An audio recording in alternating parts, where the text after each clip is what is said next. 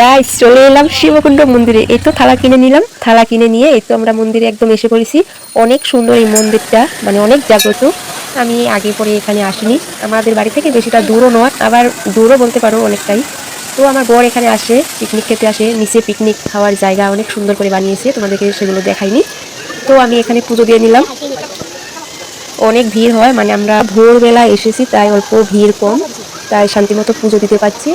তো নিচে শিবলিঙ্গ আছে, এই তো এখানে আমি পুজো দিয়ে নিলাম। দেখতেই পাচ্ছ, ওই তো পাথরও উঠেছে, শিব ঠাকুরটা দেখতে পাচ্ছ তোমরা, এই তো দেখো এটা নিজে নিজে উঠেছে। আর ভালো করে পুজোটা দিয়ে নিলাম।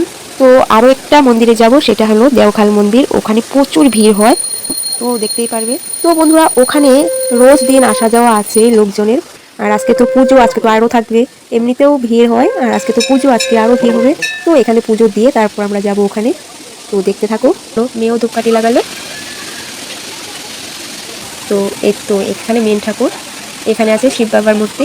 তো এখানেও অল্প ধূপকাঠি লাগিয়ে নিলাম, ফুল বেলপাতা দিয়ে নিলাম। তো দেখতে পাচ্ছ, এই তো দেখো প্রথমবার আসলাম এই শিবকুণ্ড মন্দিরে।